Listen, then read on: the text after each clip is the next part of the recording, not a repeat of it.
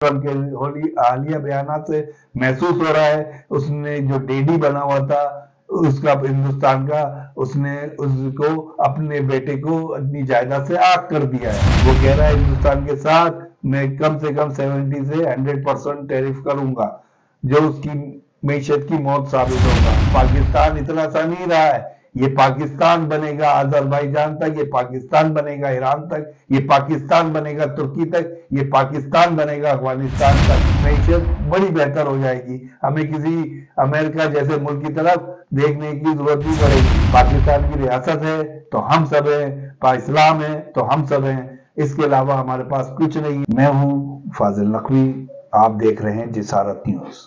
آج کے 3 اہم موضوعات ہیں: پاکستان اور افغانستان کے تعلقات، بلوچستان میں حالات، اور 28 مئی جو سب کو پتا ہے کہ ایٹمی دھماکے پاکستان نے کیے تھے۔ ہم شروع کرتے ہیں 28 مئی کے معاملات سے۔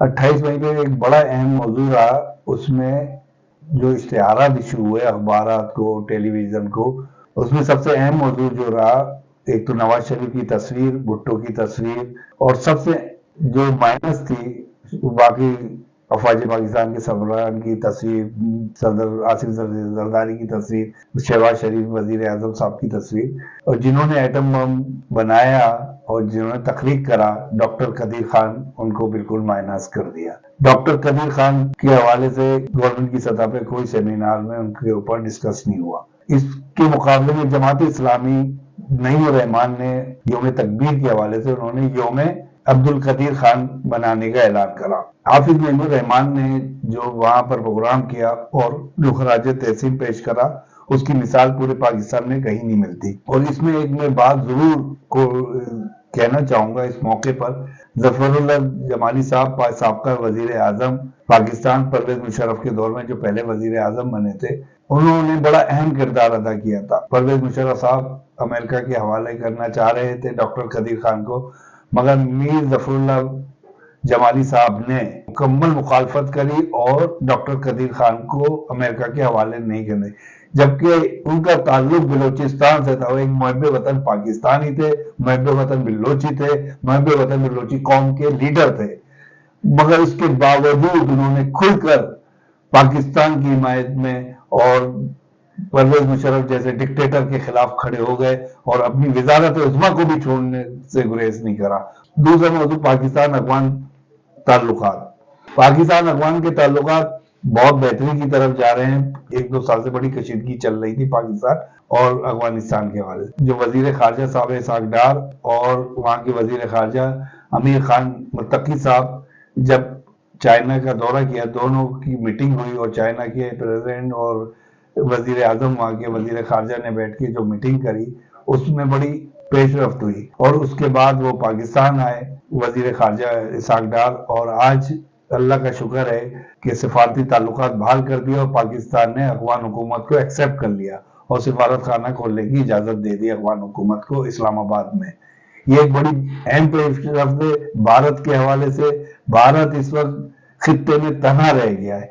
پاکستان، چائنا، افغانستان، ترکی، ایران کا دورہ بھی بہت زبردست رہا وزیر اعظم صاحب کا، اسحاق ڈار صاحب اور چیف آف آرمی اسٹاف کا، اور وہاں پہ بہت سے معاملات پہ ڈسکس ہوا، جس میں خاص طور پہ بلوچستان کے حالات کے معاملات پہ بھی ڈسکس ہوا۔ بلوچستان کے حالات اس وقت بہت خراب ہیں، یہ سب کو پتا ہے، مگر وہ مجھے ایسا لگتا ہے آنے والے وقت میں بہت بہتری ہونے جا رہی ہے، کیونکہ سب سے اہم کردار تھا افغانستان کی زمین، جو بارڈر لگتا ہے بلوچستان کا۔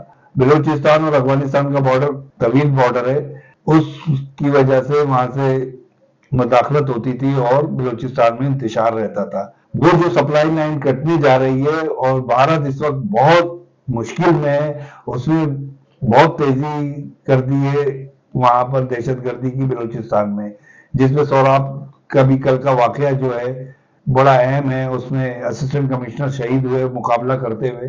وہاں کے لوگ مقابلہ کر رہے ہیں، وہاں کے مقامی لوگ اب پاکستان کی حمایت میں کھڑے ہو رہے ہیں، اور انشاءاللہ تعالی آنے والے وقت میں پاکستان وہاں بہت اہم پیش رفت کرنے والا ہے اور چائنا کے ساتھ بہت سے پروجیکٹ پہ کام کرنے والا ہے، جیسے افغانستان میں وہ کر رہا ہے اس وقت چائنا۔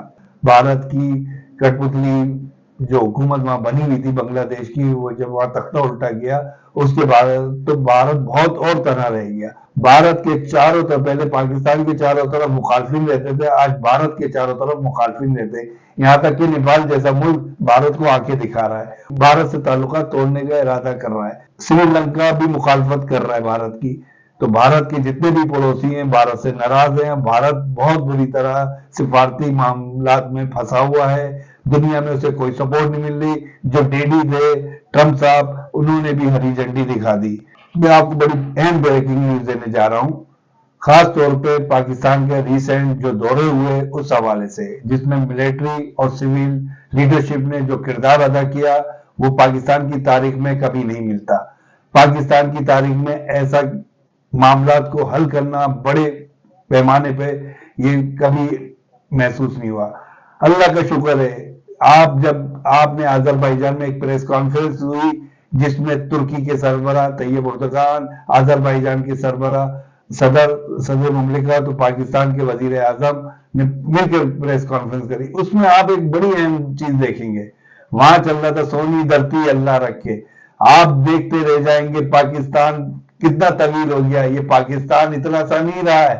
یہ پاکستان بنے گا آذربائیجان تک، یہ پاکستان بنے گا ایران تک، یہ پاکستان بنے گا ترکی تک، یہ پاکستان بنے گا افغانستان تک. اور یہ ایک وہ ریاست ہوگی جو دنیا دیکھے گی. چائنا بھی ہمارا پارٹنر ہوگا اس میں، چائنا بھی ہماری رہنمائی کرے گا اس معاملات میں. چائنا نے بہت سپورٹ کر رہا ہے. اور انڈیا کا جو معاملہ ہے وہ تنا سے تنا ہوتا چلا جا رہا ہے. اس دنیا میں اس کا جو مستقبل ہے تاریخی کے علاوہ کوئی نظر نہیں آ رہا.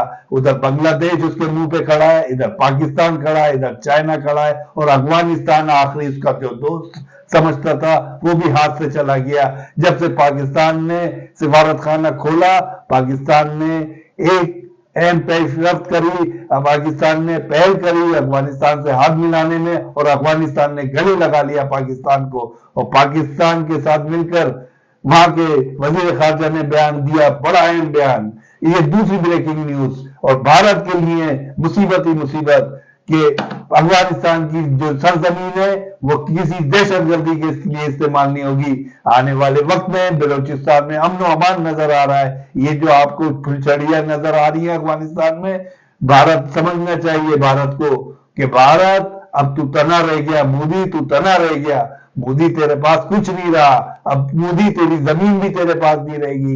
انشاءاللہ خالستان بھی بنے گا، آسام بھی بنے گا، اور تیرے 17 ریاستوں کو ٹکڑے ٹکڑے ہو جائیں گے جب تو رو رہا ہوگا بیٹھا ہوا. مودی تیری سیاست تیرے ملک لے ڈوبی. اور آج یہ حالت ہے کہ وہاں پر مستقل بحث اختلاف، مستقل ان سے وہ آڈٹ مانگ رہی ہے جنگ کا، وہ آڈٹ نہیں دے پا رہے جو نقصانات ہوئے.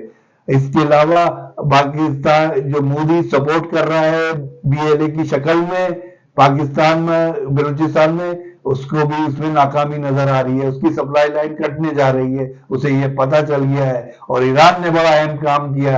ایران نے ان کے ٹھکانے جو تھے، ان کے جو ایجنٹ تھے، انہیں گرفتار کرنا شروع کر دیا ہے. یہ بھی ایک تیسری بریکنگ نیوز ہے. اور دوسری کہ ہمیں تڑی لگاتا ہے پاکستان کے نوجوانوں کو کہ ہم گولی کے لیے تیار ہو جا رہے ہیں. ہماری تو اردو ہی شہادت ہے، ہمارا کلمہ ہی شہادت ہے، ہماری تو سینہ ہی تمہارے لیے ہیں. تم سمجھتے کیا مودی انشاءاللہ تعالی مودی کے لیے کوئی جگہ نہیں بچے گی. مودی کے لیے ہندوستان اس کا قبرستان بنے گا. میں اس موضوعات میں ذرا جذباتی ہو گیا تھا کیونکہ پاکستان کا معاملہ تھا، اسلام کا معاملہ تھا، اور پاکستان کی ریاست کا معاملہ تھا. پاکستان کی ریاست ہے تو ہم سب ہیں، اسلام ہے تو ہم سب ہیں. اس کے علاوہ ہمارے پاس کچھ نہیں ہے.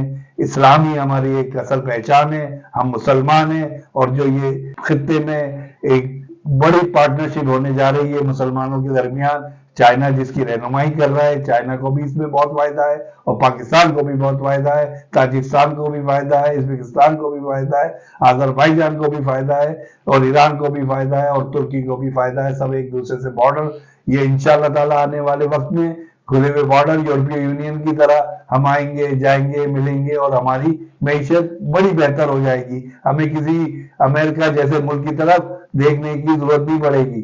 امریکہ بھی اب سوچنے میں مجبور ہو گیا ہے اس نے ہندوستان سے ہاتھ کھینچ لیا ہے۔ ٹرمپ کے حالیہ بیانات سے محسوس ہو رہا ہے اس نے جو ڈیڈی بنا ہوا تھا اس کا ہندوستان کا، اس نے اس کو اپنے بیٹے کو اپنی جائیداد سے آگ کر دیا ہے، اور اس کا مثال اس طرح ملتی ہے کہ اس کے ٹیرف 100% کرنے جا رہا ہے۔ وہ کہہ رہا ہے ہندوستان کے ساتھ میں کم سے کم 70 سے 100% ٹیرف کروں گا، جو اس کی معیشت کی موت ثابت ہوگا۔